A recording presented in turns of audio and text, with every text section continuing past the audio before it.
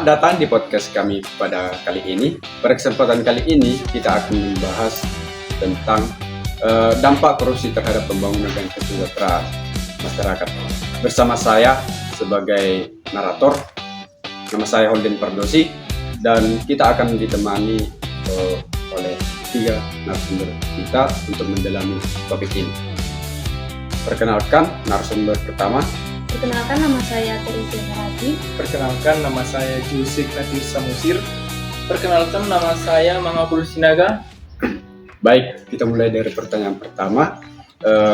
Saya akan melemparkan pertanyaan dan narasumber akan menjawabnya. Sebenarnya apa yang dimaksud dengan korupsi itu? Baik, saya akan menjelaskan apa itu korupsi. Korupsi adalah tindakan penyalahgunaan jabatan, kekuasaan atau wewenang untuk memperoleh keuntungan pribadi maupun kelompok.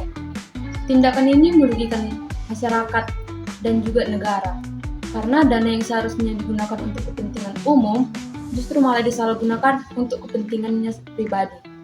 Terima kasih jawabannya. Lalu, apa saja faktor yang menyebabkan terjadinya korupsi? Nah, korupsi itu disebabkan oleh faktor internal dan eksternal. Faktor internal itu seperti rendahnya moral, lemahnya integritas, dan sifat ingin cepat kaya. Sedangkan faktor eksternal meliputi lemahnya pengawasan, penegakan hukum yang kurang tegas, dan budaya yang membiarkan praktik korupsi. Terima kasih atas jawabannya. Lalu, bagaimana dampak korupsi terhadap pembangunan? Oke, tentunya korupsi ini sangat berdampak bagi pembangunan. Korupsi sangat menghambat pembangunan. Dana yang seharusnya digunakan untuk membangun jalan, sekolah, rumah sakit, ataupun fasilitas umum lainnya menjadi berkurang. Akibatnya, kualitas pembangunan menurun dan banyak proyek tidak berjalan dengan baik. Terima kasih. Kita. Lalu, bagaimana dampaknya terhadap kesejahteraan masyarakat?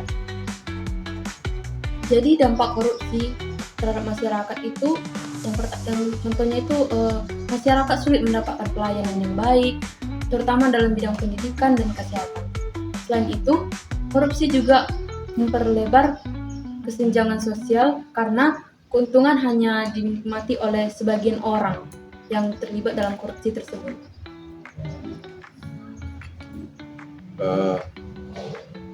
Dalam perspektif pendidikan kewarganegaraan, bagaimana korupsi dipandang? Nah, korupsi itu dipandang sebagai tindakan yang bertentangan dengan nilai-nilai Pancasila seperti kejujuran, keadilan, tanggung jawab, dan kepedulian sosial. Nah, karena itu pendidikan anti korupsi sangat penting bagi kita dan bagi semua orang untuk membentuk karakter generasi muda yang berintegritas. Nah, saya akan menanyakan tentang apa solusi yang bisa dilakukan untuk mencegah korupsi ini.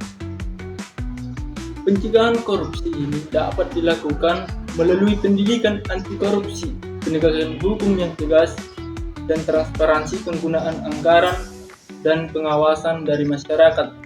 Dan semua pihak harus bekerja sama agar korupsi dapat diminimalkan. Baik, terima kasih. Tadi kita sudah membahas tentang apa itu korupsi dan apa dampaknya terhadap masyarakat. Nah, sebelum kita akhiri podcast ini, saya akan meminta teman-teman untuk memberikan pesan singkat penonton. Baik, dari saya duluan. Jadi pesan singkat yang dapat saya berikan kepada kita semua yaitu marilah kita membiasakan untuk hidup jujur dalam kehidupan sehari-hari. Marilah kita menjauhkan korupsi itu dari diri kita. Nah, kalau dari saya itu, kita jangan pernah menganggap korupsi itu sebagai hal yang wajar, yang dinormalisasikan, karena dampaknya itu memang nggak terasa sampai sekarang, tapi merugikan sampai waktu yang akan datang. Misalnya kita korupsi waktu, korupsi tentang hal-hal kecil yang terjadi dalam hidup kita. Kalau dari saya sendiri, bagi generasi muda harus menjadi teladan dalam menerapkan nilai-nilai anti korupsi. Baik, terima kasih atas partisipasinya. pada podcast kali ini kita akhiri. Para penonton, terima kasih kepada seluruh narasumber atas diskusinya. Semoga pembahasan ini menambah wawasan kita mengenai tentang bahayanya korupsi dan pentingnya menjaga integritas. Sampai jumpa pada podcast berikutnya. Terima kasih dan Tuhan memberkati. Salve. Salve.